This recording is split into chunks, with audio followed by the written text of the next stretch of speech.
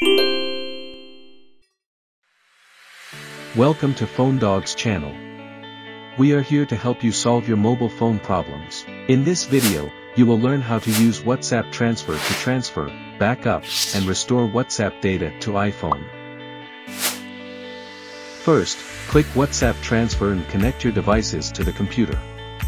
To transfer WhatsApp between phones, click Device-to-Device Transfer. Then click Trust on your device and click Start Transfer on the software. WhatsApp will be transferred in a short time. To backup WhatsApp, click Backup, choose your backup storage path and click Start Backup. Then the software will complete your backup. To restore WhatsApp, click Restore, choose the backup file, and click Restore and click OK. Then, restoration is done.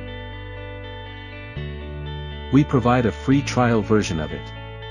Come download the software and try it before you buy.